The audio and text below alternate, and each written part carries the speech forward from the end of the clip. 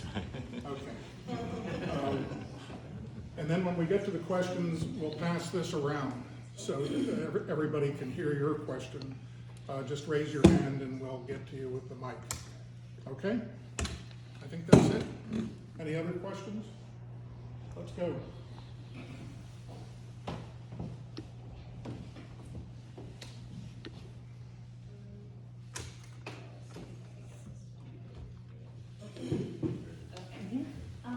First, I'm just going to introduce myself. I'm Amanda Jameson, and I'm running with Paul and Sage.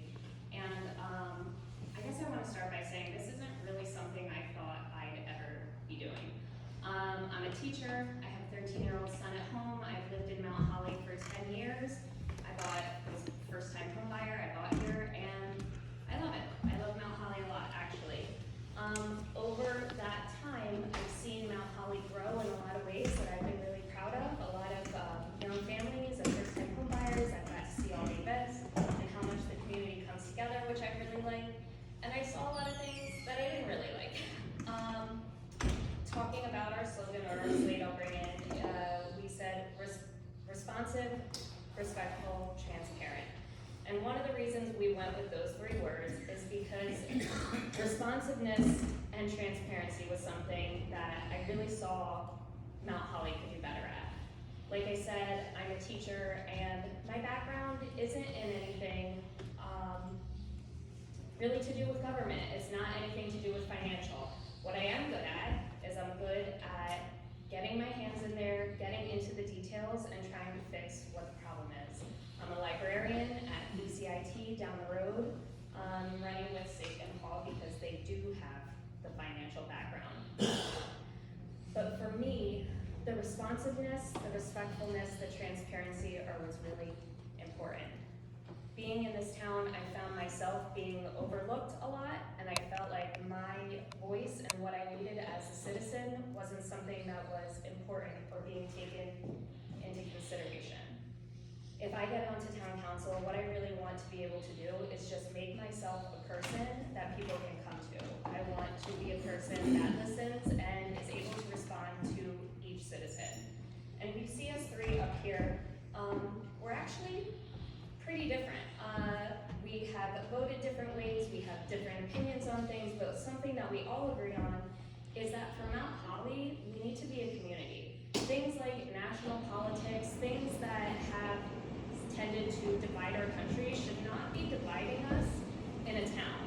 And working together, we just really hope that we're able to bring things that all of us care about into the forefront, and so that people feel heard, and they feel like they actually have a place where they can go, they can have their concerns met, and they can see their town grow into what it really could be. And you've heard us talk before about keeping Mount Holly historic. I know, I mean, like you just said, we're in this beautiful, hundreds of year old meeting house, and that's something that makes Mount Holly really special.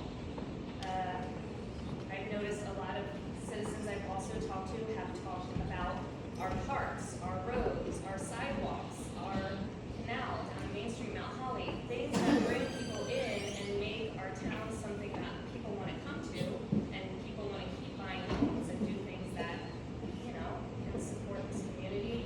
Those are things that I really want to focus on for you, because those are things that I hear people being concerned about.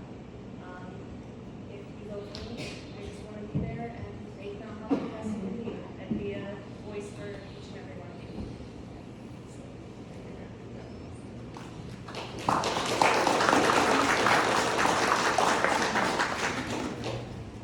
Hi, my name is Nick Riley. I moved home 4 years ago this November, and I would have never bet I would ever do something like this. Some people think that this is kind of a thankless job that you're working for, and I think in many ways it is. But you only get one shot sometimes to do something to make it better. So I graduated from Rancomas Valley Regional High School in 1993. Well, I'm lucky enough to have my name on the wrestling wall, which people still remember. As years goes by, they'll still remember. They'll see the guy with the funny name on the wall from 1993. The guy here, I think I already said that before. I'm not really good speaking in public. One-on-one, I'm much better. So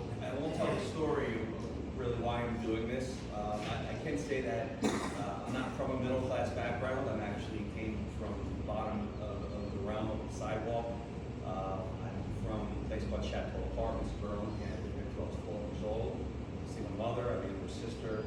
And Mount Holly has given me a shot. I think it's given me a leg up. So when I left here in 1993 to move to New York City, I didn't have a chip on my shoulder, but I had determination to make myself, elevate myself on a different level. And the only way I could actually do that was hard work and have determination. And I was able to do that, so I succeeded. Things happen in the world which led me to think that it's probably a much better chance to come back home. So I made that decision. I convinced my girlfriend at the time to come with me. I had to buy her a castle, made her do it. She moved in, we got married, rented the library, and now I see what the town needs. I manage money for very wealthy people, and I know I can bring my talent and skill to the people of Mount Holly. I think they deserve it. Their money belongs in their pocket, not other people's pockets, and my goal is to make things work better, more smoothly, and to bring value to everyone's lives, everyday lives.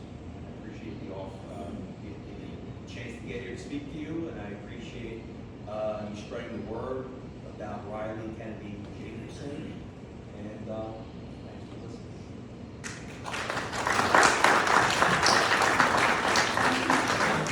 Hi, good evening, everybody. My name is Paul Kennedy. I've been here for 20 years, after retiring from the military after 30 years.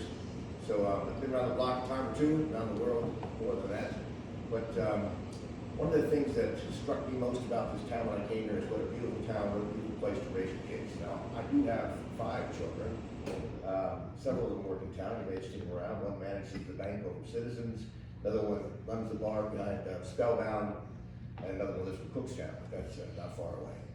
But raising kids here, 5 kids and 14 grandchildren, does give you a perspective on how towns impact family life. And I've seen this town, I think, take a different direction than many of us with families would like to see it take. You just walk down Main Street, you can see 5 good reasons, or at least 4 good reasons, that many of us never expected in this town.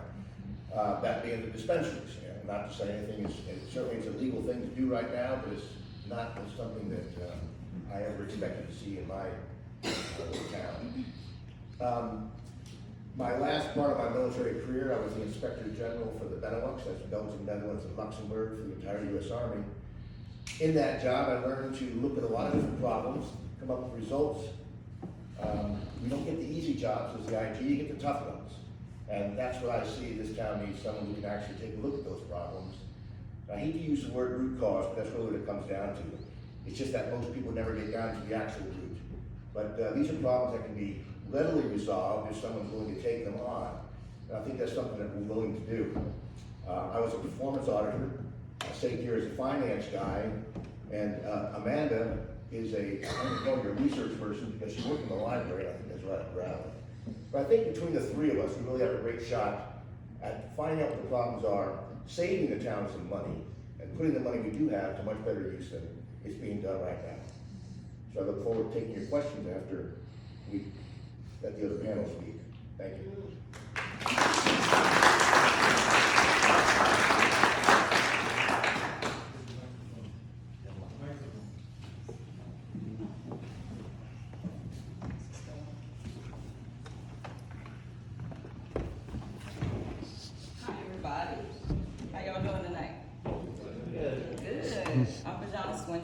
I've been in Mount Holly for about 20 years. I work at the Burlington County Board of Social Services where I am a social worker. I am a CWA 1036 member. I'm a union girl, proud and strong. Let's see. The things I love about this town. So when I first moved here when I was a teenager, I could just remember going to the parades, going to Fire and Ice, seeing fireworks right outside my window. I like that everything was so accessible and the community was right there outside my door. A couple things that I think we need to work on is what we're running on: transparency, inclusion, and community. I don't think there's a lot of things for us to do here as far as families. I have an 18-year-old that just graduated from RV, and one of his things is always like saying he doesn't have anything to do with his friends. Nothing. Of course, there's the occasional, fire and ice and things like that, but there's no community places for the youth or for seniors or anything like that. And I would also like to see us do more stuff to bridge our community here with services that are like down at my job, like a satellite sort of type of building, so that we can make everything that we have there more accessible to this community out here. And let's see what else. I'm just really looking forward to answering some questions from you guys. Like we can sit up here and anybody can say water in a drought, right? Anybody can say anything up here, but it's really about what you're gonna do for the town. So I wanna see what you guys wanna see and what questions you guys have. Thanks.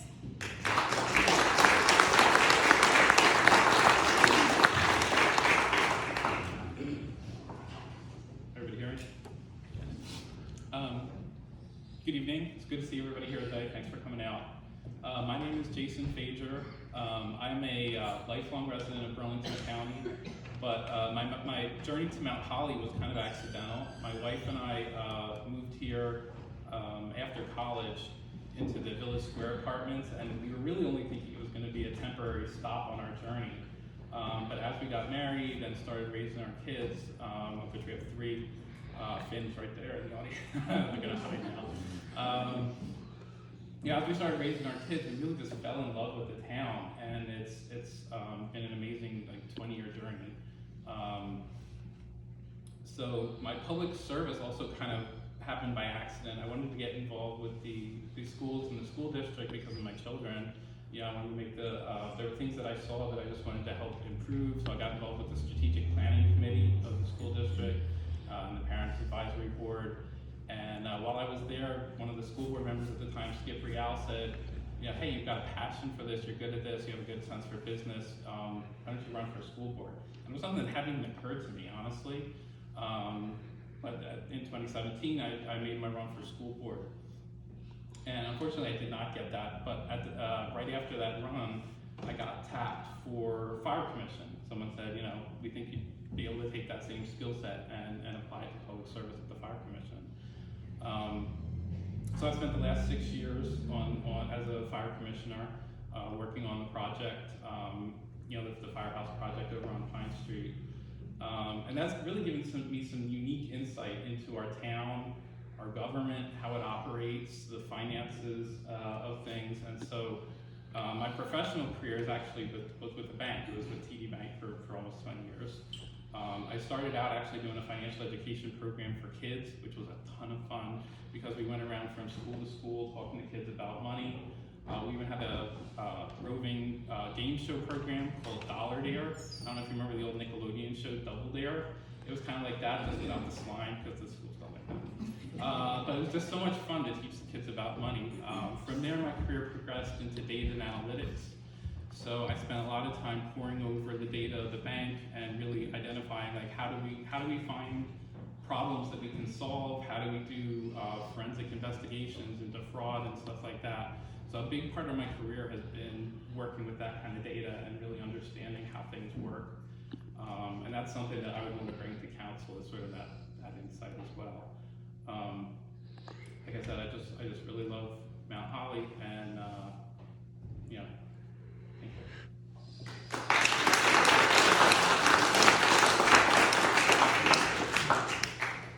Good evening, everyone. I am Casey Carty. Thank you all for coming out. You could be doing so many things on a Tuesday night. I apologize. I like to be closer to you. I am so grateful to our Quaker friends for having this for us. And I'm glad that you guys decided to come. This is something that we need to do. It's all about being transparent and open. My family and I moved to Mount Holly back in the late 80s. And at the time, that's when, all of the gardens were filled. There was a lot of heartache and pain in our town at that time. And, you know, my parents moved here. My father is an Army vet.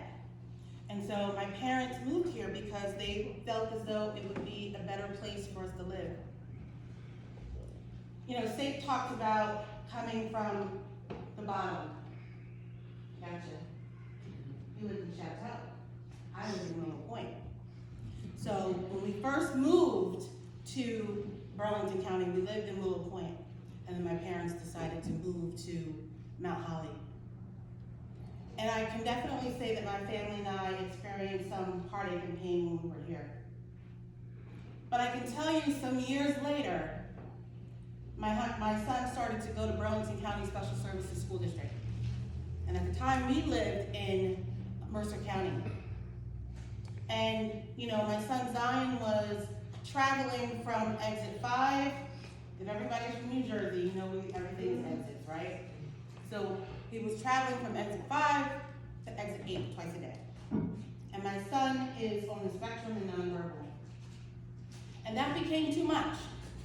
And so my husband, who was not from New Jersey, said, I found this house in Mount Holly. And I was like, oh boy, I don't know if I want to go back and revisit.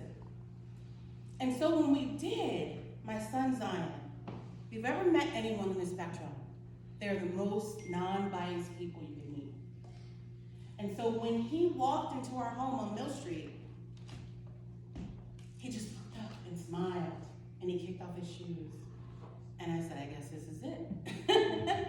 So I feel as though there's a reason why I made a full circle to come back here. Because my son started to thrive, and so did I. It wasn't until we moved back to Mount Holly until I really felt a sense of peace. And I started to remember when I was a teenager going into the Mount Holly Library and feeling safe, and that smell of old books. It's kind of like in here. Being in a place that's 250 years old, that has history, that has bones. You ever say a house has good bones? Now Holly has good bones. And it's a place that we need to fight for. And so the reason why I'm running is because I can relate to the children in Mount Holly that, you know, folks say, oh, they're causing a disturbance. It's because they don't have anything to do. We haven't created those programs for them to be engrossed in, to have something to do. For our veterans, we haven't created those programs for them to have the resources right here in Mount Holly instead of having to wait for transportation to go to West Hampton. That may not seem far for most of us, but for a veteran who has experienced trauma, who can't go out and drive because they're afraid that some young teenager is going to ride by them with an exhaust that sounds like bullets. Our seniors who have been here for generations, who need assistance with their homes, with their roofs. I want to be that connection for them to the county and state programs that are going to help them be able to afford a leak when it happens. That's the reason why I'm running. I'm invested in this community, and I started this journey many years ago. I've been a public servant for more than 20 years. And serving people is what satiates me. And that comes from my mother and my grandmother, who have served people all of their lives.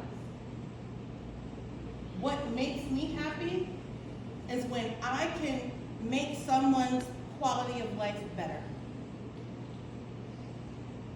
And that started more than 20 years ago with my son Zion. And so I don't know if any of you know the feeling of meeting someone and they need something and you're able to provide that to them and make their life that much better. That's the feeling of being satiated. And so, myself, Jason, and Bajana, they're both being very humble right now. Bajana and I work together. Burlington County, she works in social services, and I worked in community development.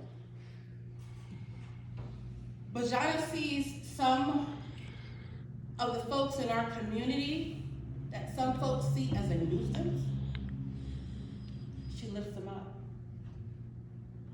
She holds them high, and she helps them, and she guides them to the resources that they need until they can do better. And Jason is the same way. Jason is an advocate for every last person in here.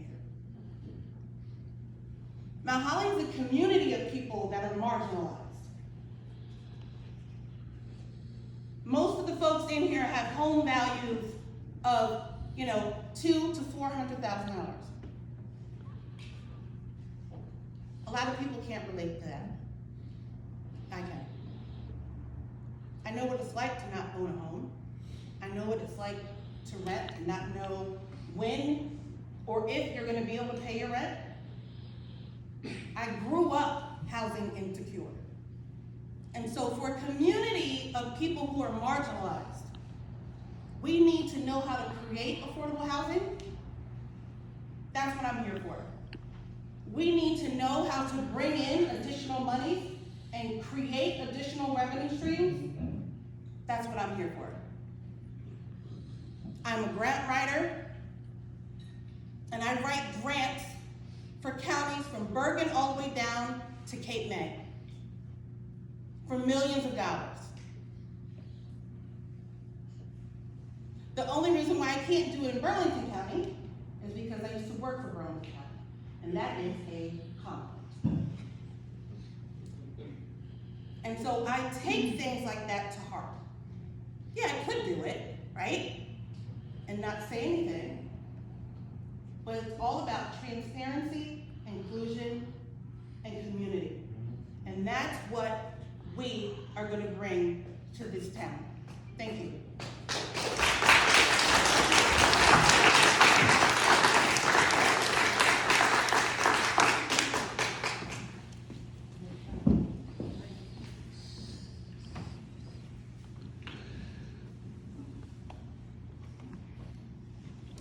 Okay, who has questions? I've got one. Got somebody over here first.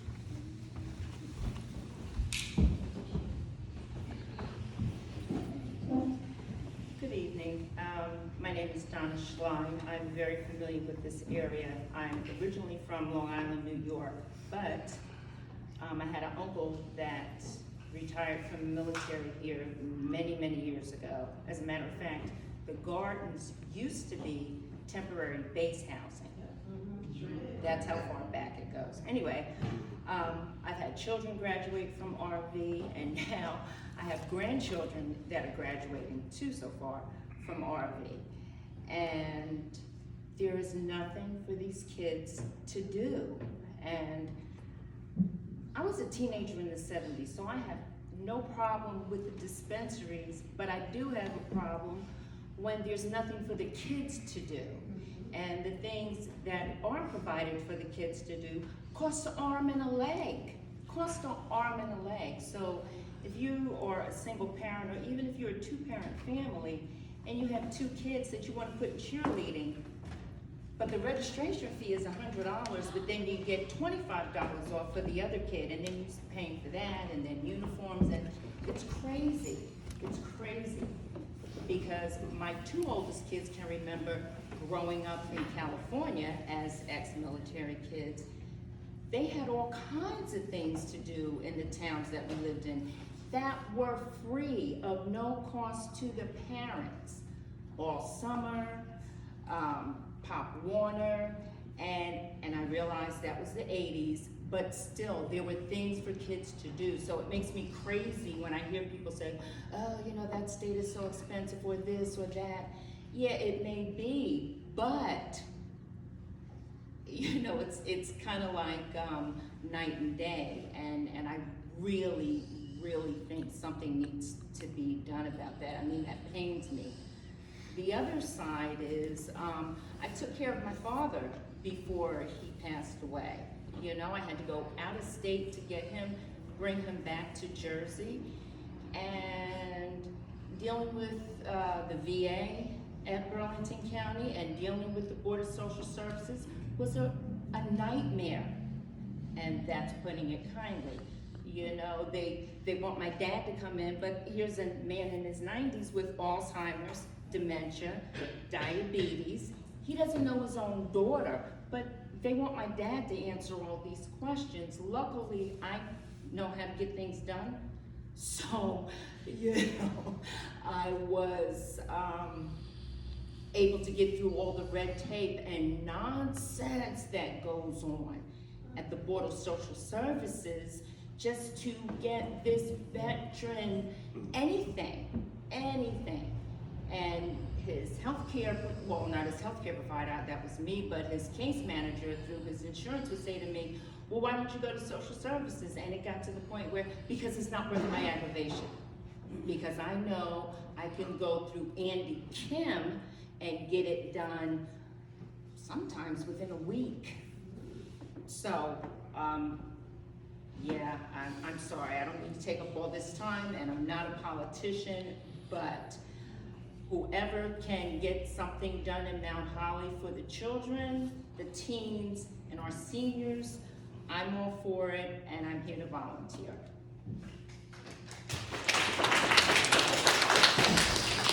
Can I take that question? I'm sorry, I didn't get your name. You're on the mic. Go ahead. Donna Schley. Okay, hi Donna, how are you? Good. Good. First of all, I want to thank you for coming out. As a caregiver as well, it is extremely exhausting, right? One of the things that we talked about, Bajana actually mentioned as well, we need to have a local hub.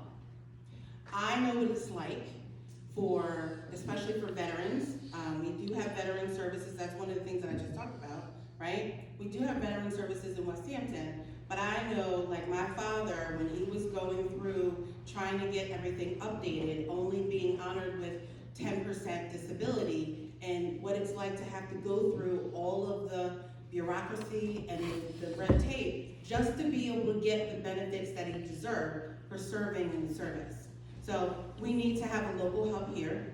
One of the other things that we talked about is ensuring that we have a robust and thriving recreation department. I just talked about that, right? We have to make sure that our kids are taken care of. You have to understand that, 20% of the population here are children under 18, right? That's a lot. It's a lot of children that don't have anything to do. And it's a disservice for them to not have any enjoyment out of the community that they live in. For my child, when we go for a walk, we usually go over to Hainesport, right?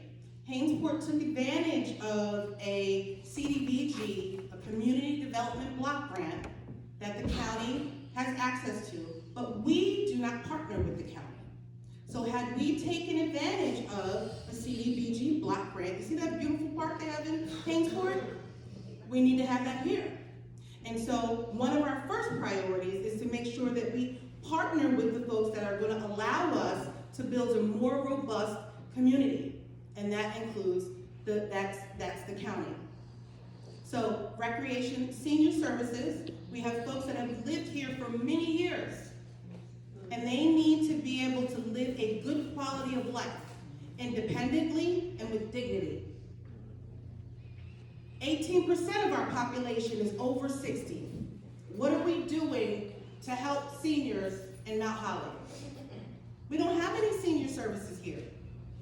That has to change. Okay? I'm sorry. That's it. Thank you.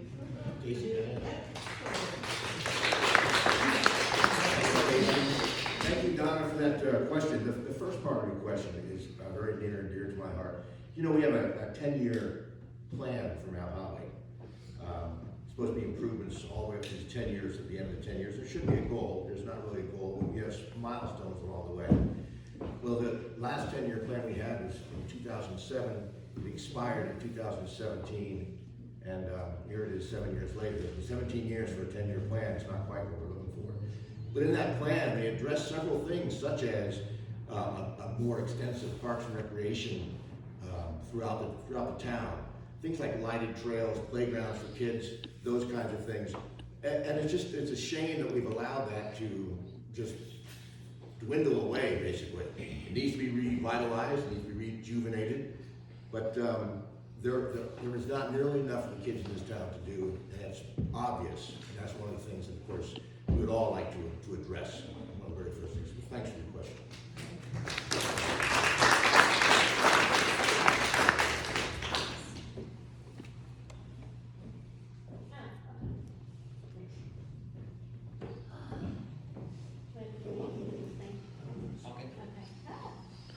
Yes, no, please.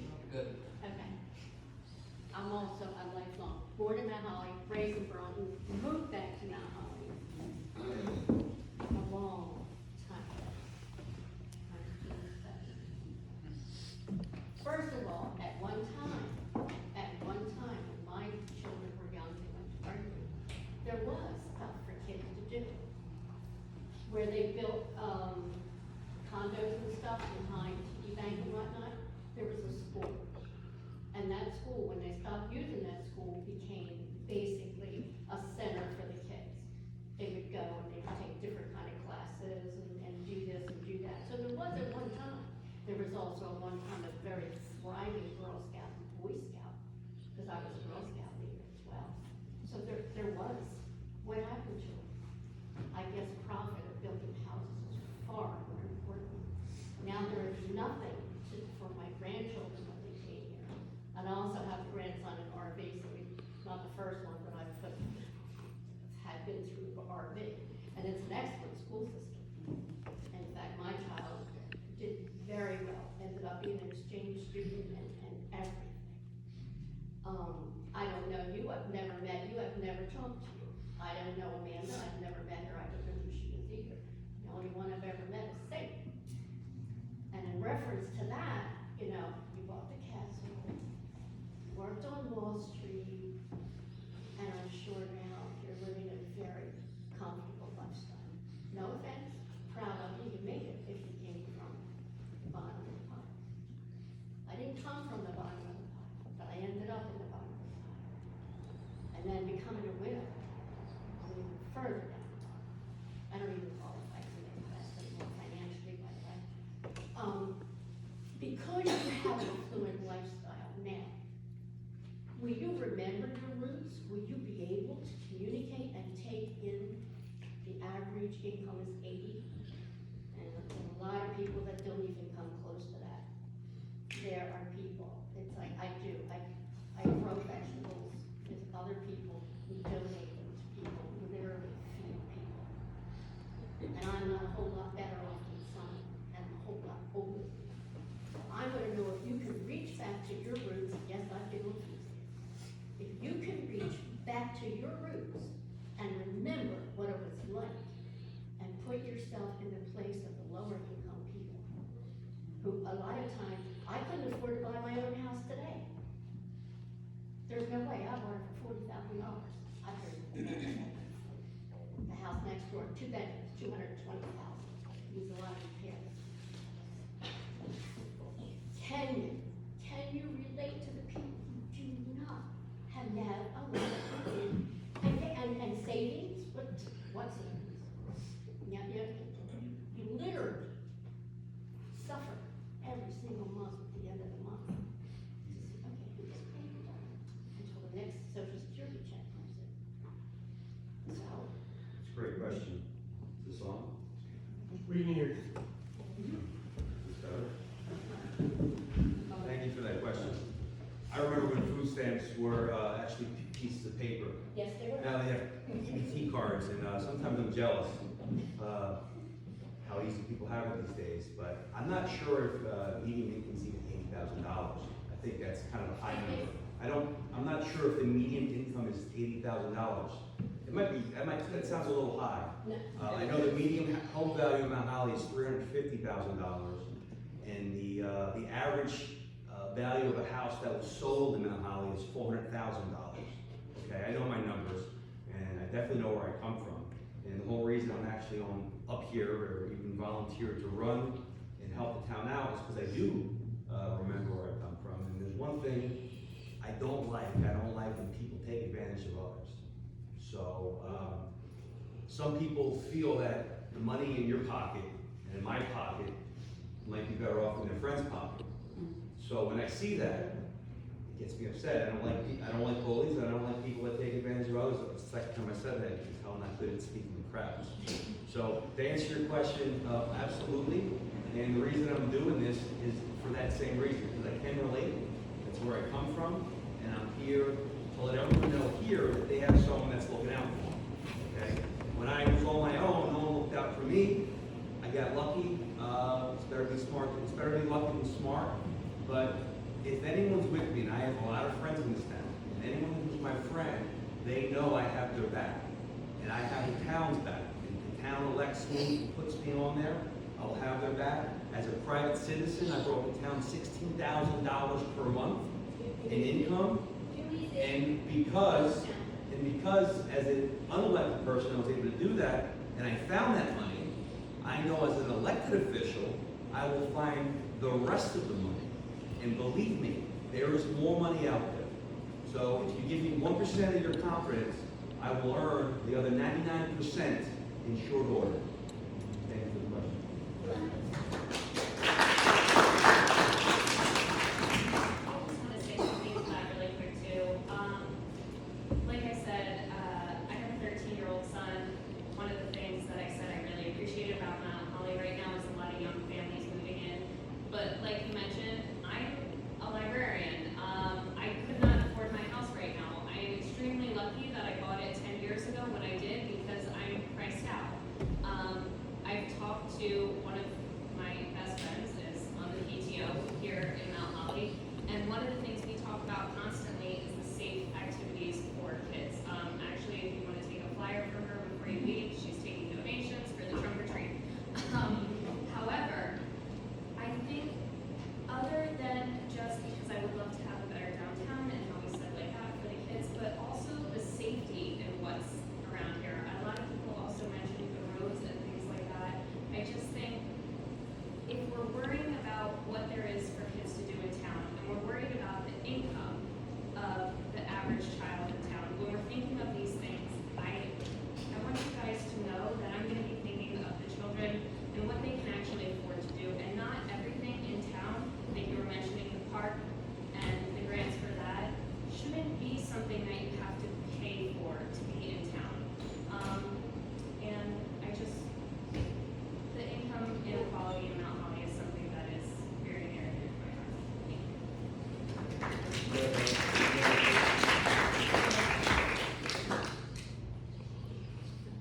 Okay, we can take more questions. Michael, now I have two questions. First, of the Quakers, I noticed there's a team missing from the stage tonight. And I just wanted to know, since this is actually being recorded by numerous people, were all three teams invited, and did they have notice of this meeting tonight? They were invited, and I understand that there's some confusion about that, but I will assure you that they were invited. Thank you very much. I think that speaks volumes about, and I appreciate the 6 of you who came tonight. That speaks volumes for who, who our potential candidates should be, and who the people we vote should not vote for, by virtue of their not being here. My other question is, I know there's miscellaneous funds in the budget. I don't know how much it's like, 1 million plus, and just miscellaneous.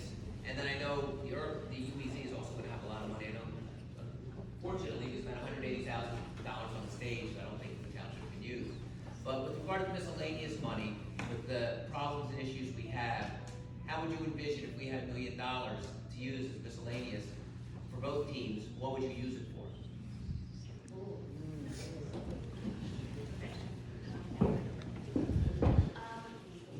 I think downtown Mount Holly could really use something that I've noticed. We're not a lot different. At the last town hall meeting, I mentioned some of the other historic towns in New Jersey and what they have going on. Part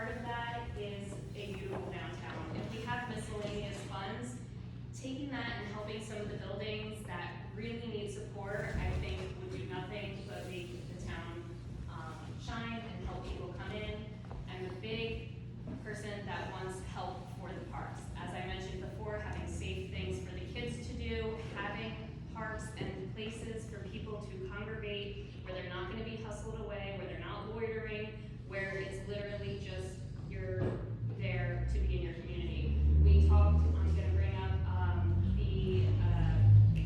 the food stand at the park. You were mentioning, I've talked to some people in town who there's crumbling infrastructure around our parks. I would like to bring some arts more into community. I know we have a Mount Holly, Arts Committee. I would like to see them be able to do more, because I think we have a lot of really talented people, and a lot of people, how you said earlier, really just want to volunteer and get involved. So I think downtown parks activities.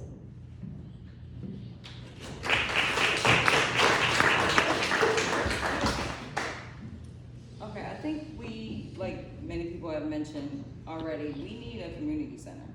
We need some place for people to be able to go, to be safe, to congregate, to have clubs, to be with their friends, to provide community services, and also to link the bridge between the youth and the seniors. Because I think in this generation, that's something that's been lost, is gaining the wisdom from your seniors. And I think if we create spaces where they come together, that would help.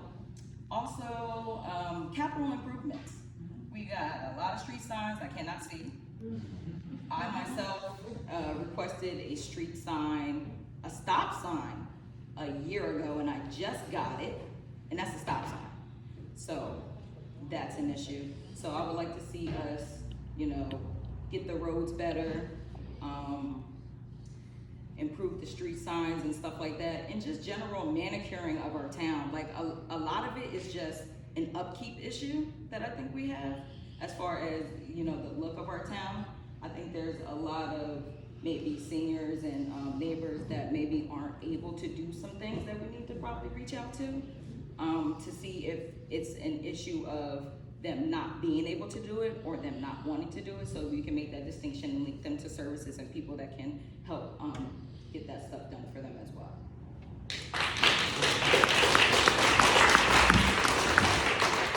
On that just a little bit, I know as we've been canvassing the town, like a lot of the times people will say that, there's several things that are like top of mind for them. And the curb appeal issue of just like, how does our town look? How do we attract new people, new businesses? And how do we make sure our property values stay high, right? Like that's all part of curb appeal. But the other thing is like safety and security, right? There's been a lot of stuff we've seen on social media about things going on in town where there's, vandalism or crime or things happening. And it was disturbing the other night at the town council meeting to hear that we're so short-staffed that there's often only 2 police officers on during any shift. So to me, like being able to properly resource, our police force and make sure that we have people that are properly trained and that we can retain, who understand the community, who know the community, who maybe start like a community policing program where the cops get to know the community a little better. I think those kind of strategic investments can really improve in terms of our safety and security as well.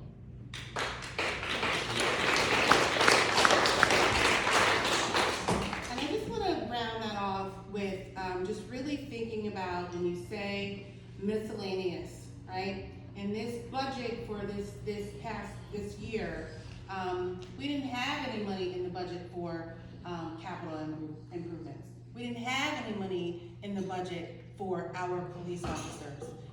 Someone said, all of these things are happening and it's because of our police. No, it's because our police haven't been given the resources that they need in order to protect us. Right now, the police officers that we do have, they are literally making lemonade out of lemons, okay? We have the same folks that are rotating shifts. They're tired, they're exhausted. It's only a 2.9 square mile town, but we got a lot going on in Mount Holly, okay? So imagine, just trying to keep up with that. And then we also talked about the community center, like Bajana said, and I know how to pair that money, the $1 million, with other grants that are available, because I write them now, to bring in even more money so that we can make those programs more robust. Right now, we have about 300 housing units that are vacant in Mount Holly. Why?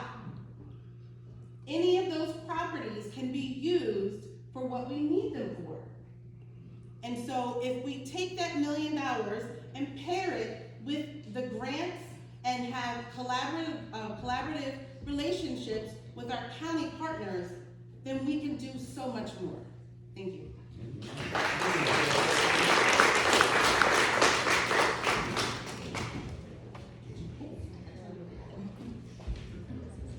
Hello. All right, that's a very good question. If you had $1 million, if I won the lottery, what can I do, right?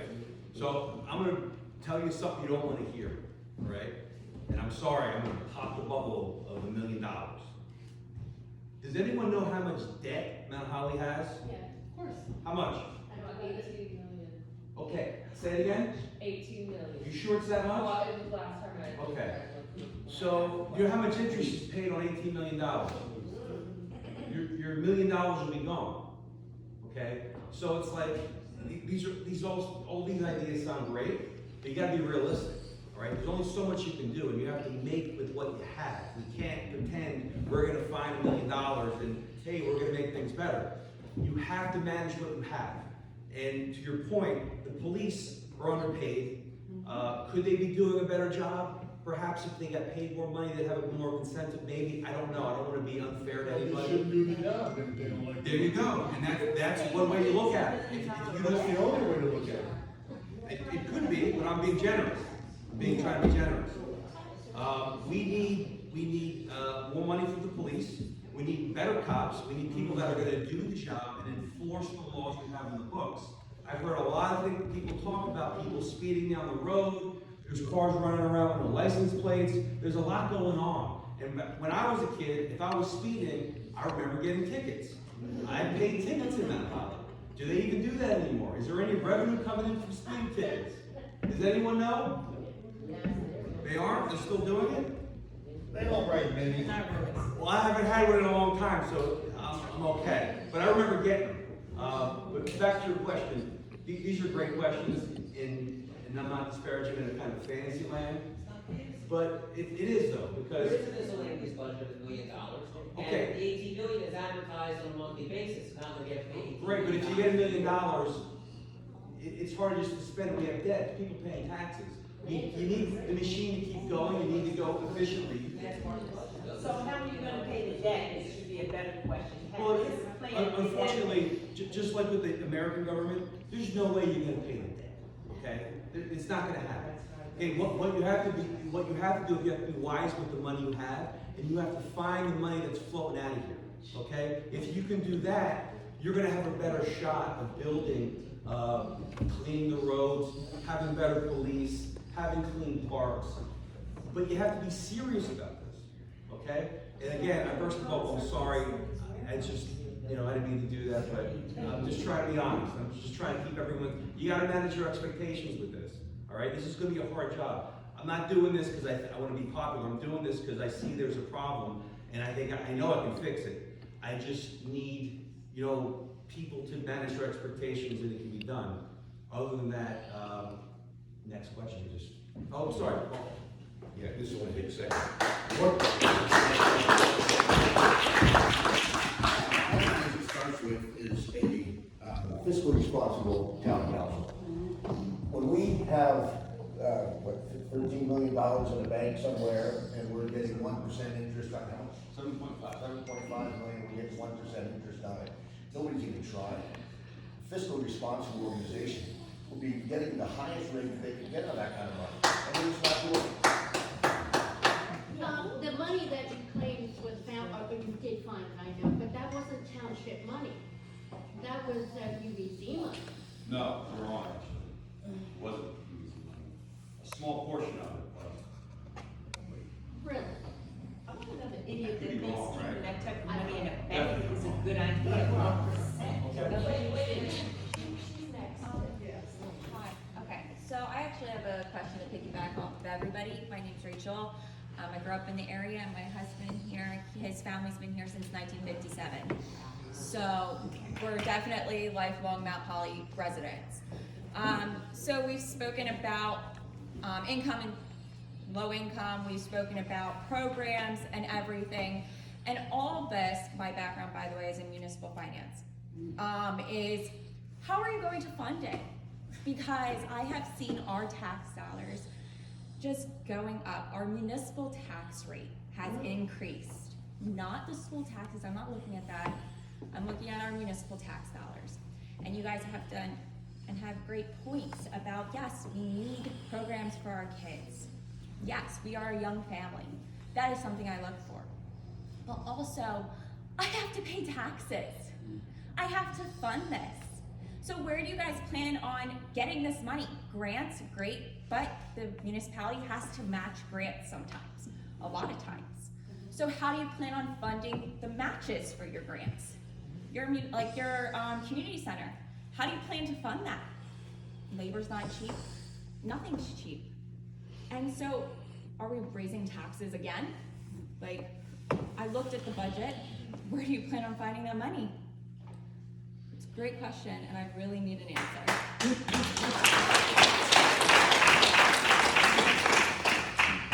Thank you, that is actually Hello? That is a great question, and you're right. For grants, yes, you do have to have a match, but we also have a lot of great volunteer organizations, Main Street Mount Holly being one of them. You also have in-kind match, which you know about, right? And we have more than enough of in-kind match to be able to receive the grants that we need in Mount Holly to start with our priorities. And the priority, just to piggyback off of what you were saying, Steve, just so everyone knows, in Mount Holly, our police officers are the lowest paid in the region, okay? So it's not that they, yes, if they didn't want to do it, they shouldn't, but that's why they leave. So if, we're paying for them to go to school, right? And then they leave and go for something, go to another municipality where they're getting paid more. Well, So if you're they pay right. for them to go through school, they should require them to stay in the township a certain amount of time. They do, and then they leave. What do they require, say 6 months, then they leave? Yep, that's it. Well, they That's should it. require them to stay longer. Right. But to answer your question, right, we do not currently have good, sustainable, collaborative relationships with our county and state governments. And so in order for us to be able to bring in the money that we need, we have to establish and maintain those relationships. We literally have, I worked in community development. We have millions of dollars that these folks are trying to give away. We are what's called a small city, right? And small, you know what I'm talking about. Oh, yeah. There are grants available that we do not take advantage of. And even if we start small, it's something. And it's money that we can focus, on those areas that we need the most. And we need to involve every single person here to find out what's needed. Bajana said this before. What's needed in our neighborhoods? What's most important to you? We have all of these children here who need to have recreation. We can get that money funneled into Mount Holly for free with in-kind matches. Correct. You know what I mean? So we don't have to do it all right now, but if we start with establishing these relationships and start to bring in some of that money, at least it's a start. But it's also like the millions that I'm talking about. We're also an underserved, overburdened community. We Yes, see get absolutely. 100% state funding for projects, like we're in the process of buying out that development on Brown Street that shouldn't be there. And we're working partner with the county, because we don't have a township government we can work with. And then it costs funds to. But it's the state, but no, because the Grand Focus Conservancy is gonna maintain it, a private not-for-profit. So you have the ability to do that and get free money from the state because we're an underserved, overburdened But community. you can't get free money for everything. No, but you can, but we It don't is look. another fact, but I'm just curious about are we really, where you're funding a lot of this grants, great, don't get me wrong, but I'm just curious about the whole, you know, rise of municipal taxes too. So, I don't wanna raise my taxes, they've already gone up a lot, like, I really don't want that. I do want parks, I want safe roads for kids walking home, things like that. Talking about how you said our police officers are the lowest paid, just to be totally transparent with you guys, part of this that I realized about, cause, you know, I'm a researcher, I'm looking up things, and I see that, okay, my husband has worked nearby, and it took him about 6 years of promises, just being out now here, to get a $5,000 raise. He is the lowest paid in his job title in the state of New Jersey, because Burlington is usually the lowest paid, and then on top of that, Mount Holly is not very well paid. Our township manager makes around $122,000, which I feel like is crazy to me, because nobody I know can ever reach him or get an email or a kind word.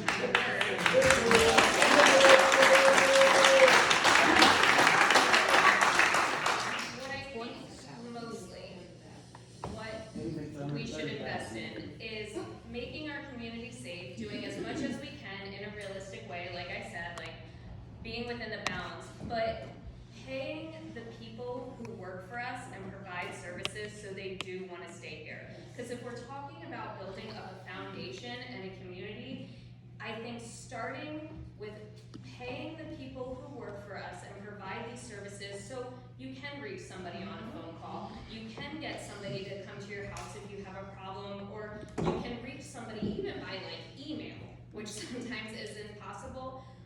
I would like to see our community members and the people who are our neighbors and who work with us get paid a livable salary. I'm not talking crazy, but something that is just comparable to the rest of like where the cost of living is for us. And then if we focus on things like making our parks safe or fixing our sidewalks, I'm not sure about the bigger millions of dollars, beautiful things, but I think starting at a base level of just keeping our people here and getting like basic town needs met, and then I'll let my guys work on the money and Let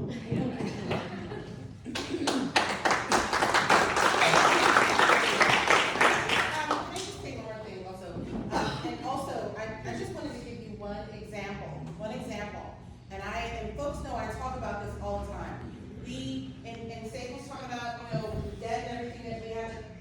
We leave, so we talked about the percentage rate. That's just one instance. We leave so much money on the table, I can't even explain to you. I'm a grant writer, I said that already. There's one grant, and I was very upset. HUD released a grant called COC Builds. Every now and then, like sometimes you won't know about any of these grants, they just come out and you just have to be ready, right? COC Builds was you get between $5 and $7.5 million. Did we take advantage of that? No. You know what COC Builds was for? Acquisition, rehabilitation, construction. Why wouldn't we take advantage of that? So they talked about the percentage rate, but that's more money that's left on the table.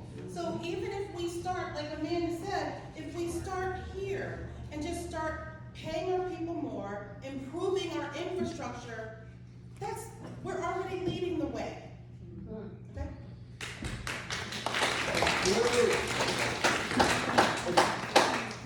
I'm not sure that we actually can put this money towards anything because we don't have a plan in effect. And we can say, oh, we identified 3 capital construction things to do over the next 10 years. Again, that's expired 7 years ago. We haven't done anything with it. That's the kind, we need a plan, we need to update the plan we have, and then we know where we can ask for money for grants such as this, $5 to $7.5 million or something like this. Again, it's fiscal responsibility. I don't have all the answers yet because I haven't worked for this particular government, but I am a contract auditor. I'd love to see what some of the contracts we let go for. For example, there's a number of things I would love to delve into in this. I can't unless I'm in some sort of position that allows me to do so.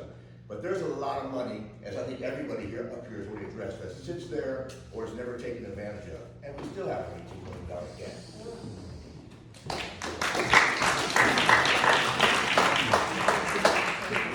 Hi, my name is Karen. I am a crossing guard here in this town, and like everyone talks about, we do need stuff for our kids and the elders, but our sidewalks are horrible. But my question is why do we still have all these warehouses built all over this county when we can't get our sidewalks built, our kids' stuff, the senior stuff? That's what I want to know, is why are they being built? And they're empty. I agree with you. So, to answer that, so just to answer your question, the great thing about it is that we don't really experience that here in Mount Holly, but I can tell you one of the things that we talk about is increasing revenue, right? You want to know why? Because it increases your ratables, right? Any town municipal government needs to make sure that they are attracting more ratables, right? And so if you can't figure out where you're going to build additional houses, you know, where somebody might move in and make it foreclosed on, but if you have a warehouse, and I don't agree with it, I'm going to say that right now, but it's for ratables, right? And here in Mount Holly, that's another thing that we can do if we continue to attract businesses. We have a more robust UEZ. We have, you know, more economic growth in that way. We attract more ratables. That means your taxes will not go up, right? And so these are all the things that we need to do. But the great thing is, we don't have any warehouses being built here. We don't have the space. You know, we don't have the land mass in Mount Holly to be able to handle that, but we do have a lot of vacant properties that we can capitalize on as a community.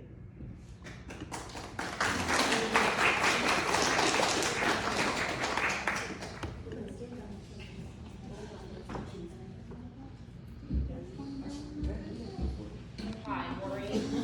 Hello, everyone. Happy Tuesday, right? Okay. So, I'm here as a regular citizen. I just need you guys to dumb it down a little bit. I have a degree in science, okay? Sex educator, if anyone needs help afterwards. So, my question is, I have maybe a threefold question. The first thing is, I believe, Casey, you touched on the fact of the vacant properties. One of the township meetings, or with the planning board, someone mentioned that we have 123 vacant properties in Mount Holly. That's not including slumlords, okay? So if we want to add slumlords in, then maybe it goes to 300.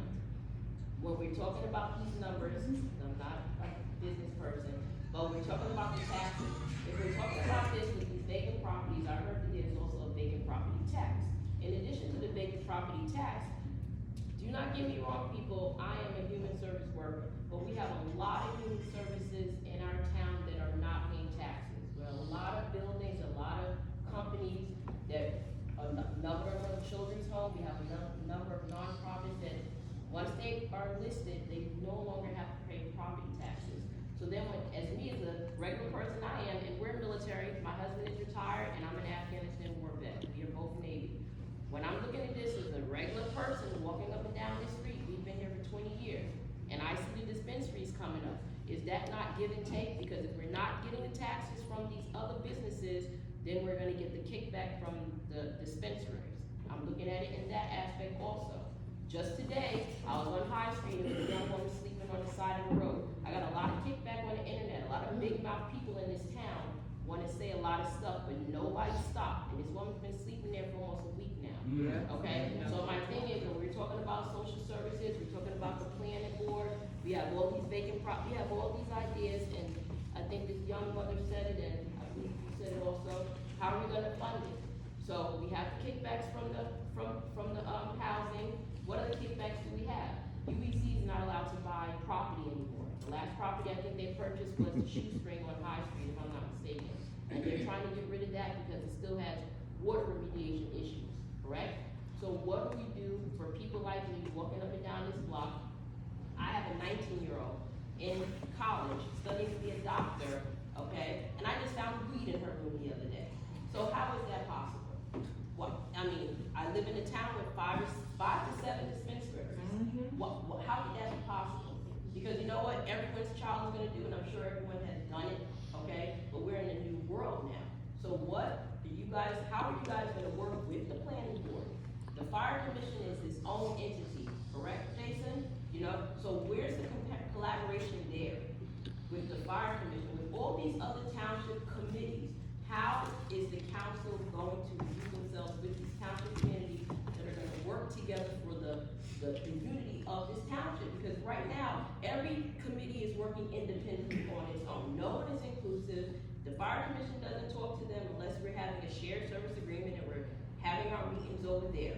The planning board, you know, railroads, everything. It's a five, whatever panel vote, or however many times they vote, and they decide the whole next 20 years of this town by 5 to 7 people. How is that even possible? So, how are the committees going to work together? That's my thing. As a representative, I live in this town, and I'm moving around, and I was an elected official for 10 years in this town. So how are the committees working together? Before I went to Afghanistan, now I'm back, I see something totally different. I've been gone for 10 years, and I come back, and it's a windstorm in this town. I love this town. We chose to stay here. My husband is from California. We chose to stay here with 4 children. So that was my main question. The other question was similar to the genre you're saying about the social services. Okay, so all these vacant properties outside of community, outside of social services, what is the rest of them gonna be for? What happens to all these vacant properties? I have 2 houses in Mount Holly, 2 homes that I own, okay? I'm not rich, and we probably making well over 130, 140, and I tell you, I'm very poor. I consider myself very poor, okay? And I'm that group of middle-class people that are working poor at almost $140,000 a year. So, what are the committees going to do that's gonna be inclusive? All I see is bickering amongst all the committees. They don't talk to each other, they don't converse with each other.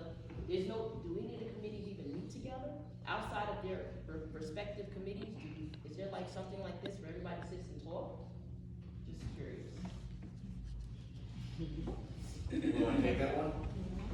I'll be happy to. First of all, great question. I'm actually on the planning board committee. I was on it before anybody notified me that I was on it. That's how well the communication works in this town. Since I've been on it, I've received invitations for meetings within 3 days of one. Now I know they're supposed to be every single month on a set date, which is in my calendar that way, but there are special meetings. But I guess the short answer is, all those committees should, emphasize should, be reporting to the town council, which oversees all that. That's the way it should work. If it's not working that way, town council can get a hold of that and make sure that they get monthly reports. They actually sit on those boards as well. But the feedback should come back up to the town council. They should not be making decisions unilaterally on their own, so. Anybody else?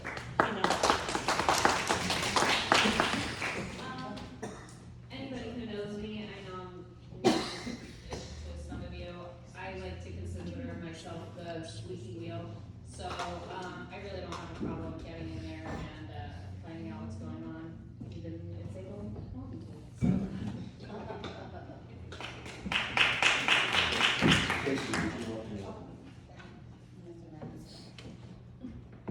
I would just say that I would like to see us, first of all, increase the meetings back to 2 or maybe even 3. I would like to see us have to report, like everybody, the department heads from everywhere should be reporting to every meeting. It shouldn't be a question of not being there. You should have to be at these meetings unless, there's something going on. It's only one community. So that's number 1. About the dispensaries, yes, we don't like them. Yes, some people do like them, but we are supposed to be getting a 2% back from those, so that's a way to increase revenue, I would say. And with that, it's going to be a capitalist thing happening there. Somebody's not going to stay for long, unfortunately or fortunately. But at least those properties are running, they're not vacant, and it's giving us money, whether we like it or not. You know what I'm saying? It's there for that.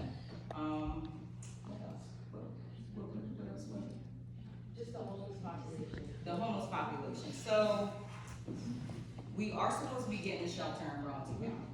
I don't know when we're gonna be breaking ground on that, but that should alleviate some of that issues.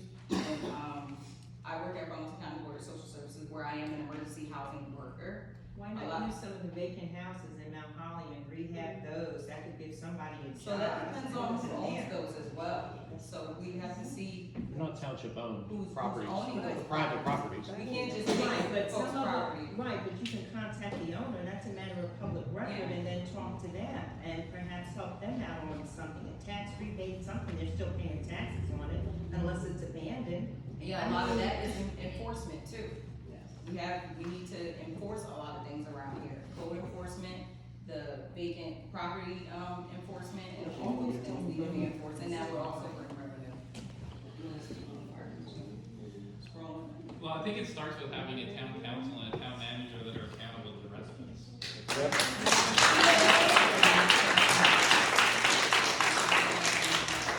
These people who listen and who appreciate the needs of the residents, so that's first and foremost. Once we have a town council that's actually, in that space, yes, the other point, they should be reining in the committees that report into town council. When it comes to things like fire commission and school board, those are still autonomous entities. They don't report into the town council. But there should be work done to have like liaisons, people that reach out and try to coordinate efforts and try to do things. So I think that can definitely be done. I don't know why it's not being done now. But yeah, that's definitely something that should happen. Does the fire commission have a representative currently now that would be a liaison between the two, or is that just something we're talking of in the future? Well, the fact that the township manager sits is the chair of the fire commission, muddies the waters there a little bit. Gee, wonder what the problem is. Exactly. What, can I just finish up real quick, I'm sorry, and I'm gonna call Tara out, one of the things that we, have done over the last couple of years, because this journey didn't start for me, just recently, right? So I have been to township council meetings from the top of New Jersey to the bottom. And then I decided to, kidnap our Tara Astor here and say, you gotta come see this, okay? I need you to see, when you go, and you guys know this, when you go to other townships, it is required for the police chief to be there. It's required for the community development, planning board. All of those folks have to be at the meeting. You know why? Because when residents come in and ask questions, they get answered in real time. That's important. That's what needs to happen. And I guarantee you, if we make that a requirement, which we will, then that will be able to alleviate some of the stress that we have as residents in Mount Holly. One of the biggest things, one of the biggest concerns is that residents come to meetings and have questions, and they're just told, thank you for your comment. That's not how we serve. Thank you, sorry.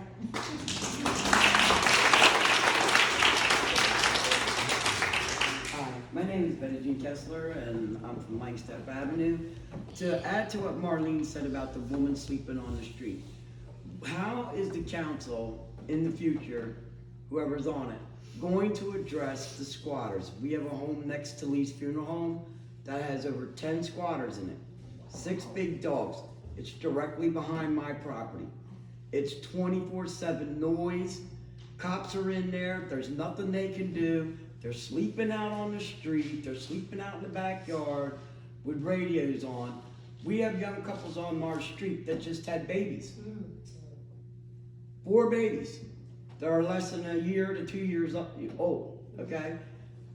Where is the council in the future going to address the residents, homeowners, taxpayers' rights versus the squatters' rights? Because apparently property owners and homeowners who pay taxes in this town have no rights over the squatters, and they can run around and do whatever they want for 24 hours. People work, people's got kids, they've got babies, they want to live in a nice, quiet, safe community.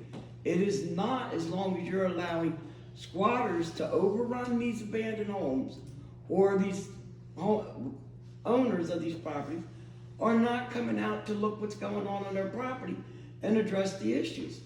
And you can't get them. And you can't get a hold of them.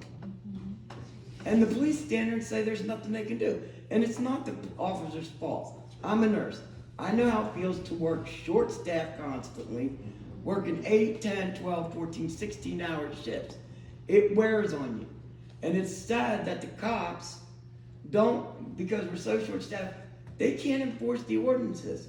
And if you go to the township council with the ordinance on the books, as Casey said, thank you very much, and it's blowing underneath the carpet. And it's an actual law.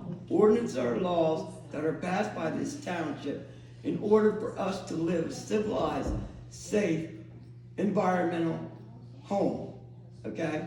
And it's not being done if you're allowing squatters to sleep on High Street. I mean, it's ridiculous. And we have no rights. But yet, we're kept up 24/7. So I'd like to know what your position is on how we can address these issues with squatters in the future.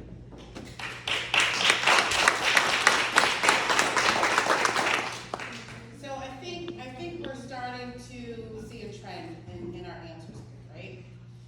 And that is, first, if we paid our police officers more, we would attract more police officers, and we would be able to enforce. The other thing is, we have what some of us call, double, triple, quadruple dippers, right? And these are the folks that have 2, 3, and 4 jobs for Mount Holly. You can't be the township manager and the fire commission chair and the UEZ director and do a good job for the residents of Mount Holly.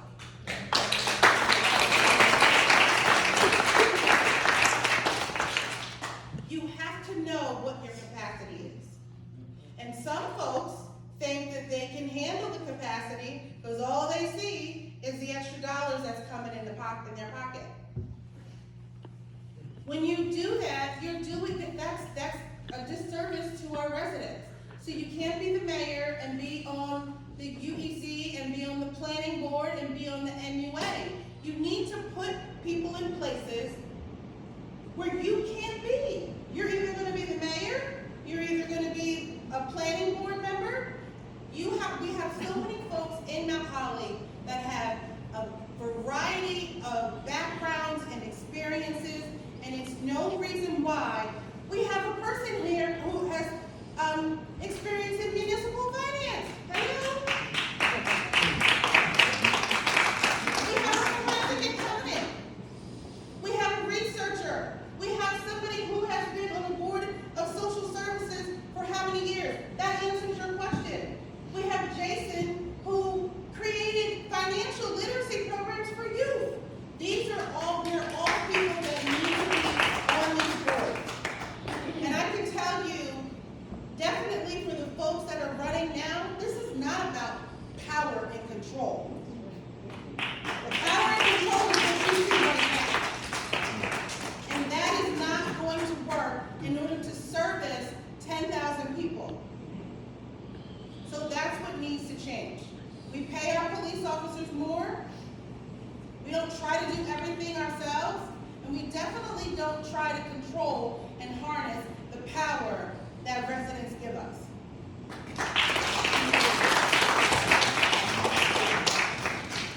Hi, Tom Williams, Sunset Drive in Mount Holly. And first of all, I just want to clarify one thing. We're talking about we need to pay competitive wages to the people that are already working for us. That may be the case when we talk to the police chief and he says, I can't get people to come here. We don't pay a competitive wage. Okay, that's one position where we need to pay a competitive wage. Do the majority of you know how many people in our township, if you look at our township website and you see how many days a week and how many hours they work per week. The majority of people work 26 and a half hours per week with benefits. When that went from a 35 or a 40-hour work week to 26 and a half hours, including our township manager, who is inaccessible quite often, they did not get a wage cut. So we don't owe them anything at all, and if they don't like the job, working at 35 hours as a minimum, so that they're not part-time workers anymore that shouldn't be getting benefits, then they can leave and find another job, and we'll find somebody that will come in and work for that wage.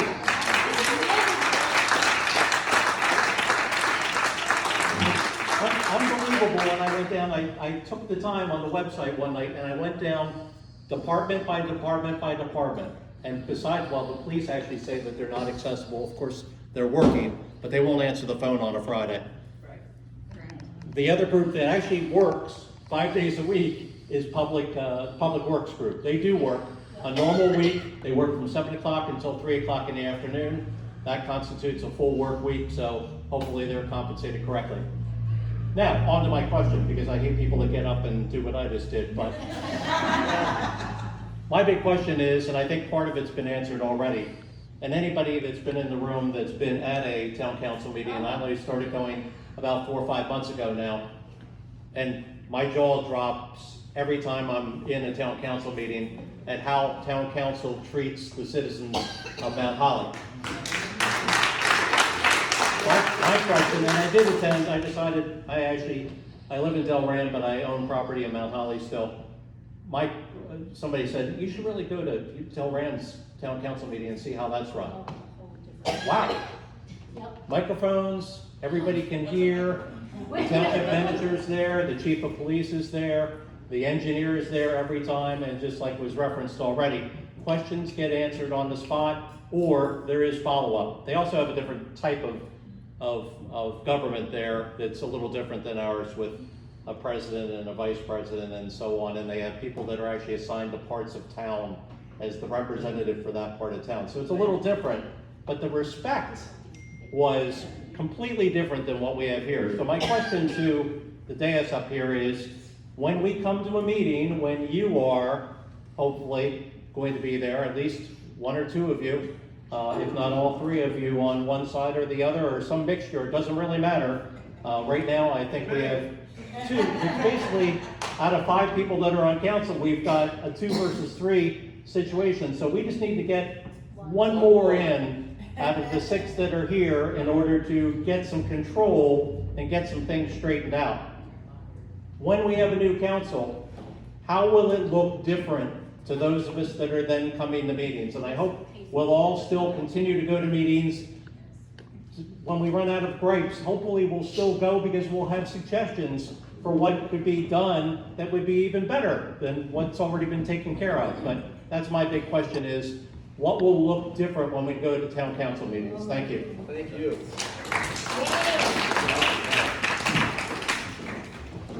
Yeah, even if I'm not elected, I would like to see that portion change. Respect is actually in our logo, and I've met these people, and I'm sure they're the same way. To me, respect is a common courtesy that everybody should get. The very first planning board meeting I went to, I did hear the comment in a whisper from one of the board members: "I'm not going to answer questions, they're just allowed to make comments." So they're not interested in answering anybody's questions. That would be the very first thing I would change, is you've got to talk to the people who put you here. Yes. And that's you. So if we have questions from the public, it is our responsibility and duty to get that question as quickly as possible. 2 weeks in an email, and that's being very generous, by the way, it's not the right answer. So, yeah, absolutely, we will address that right off the bat. I think any one of these 6 up here will do that. So.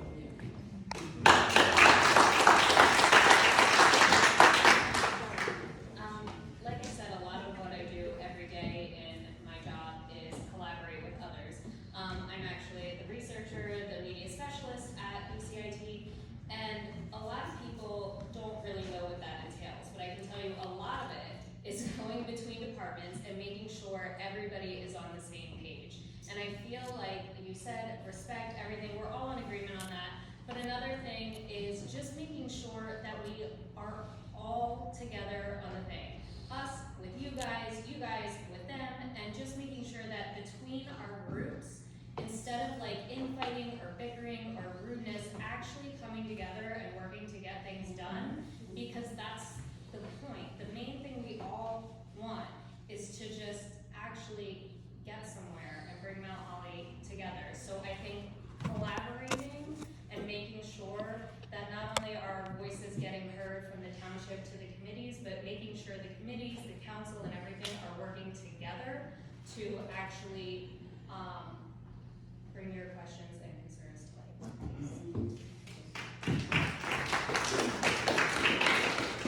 So I was talking about my experience with TD Bank. Bankers aren't always known to have hearts, right?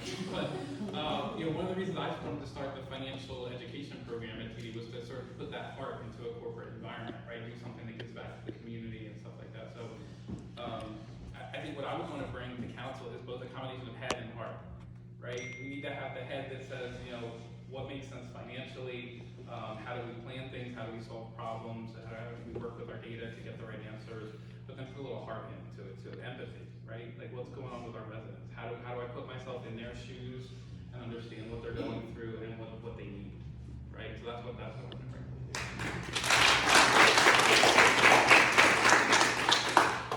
I'll add.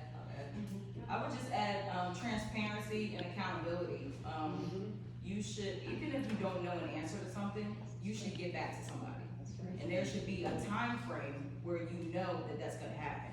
So I think we need to start with some new ground rules as well about getting back to residents.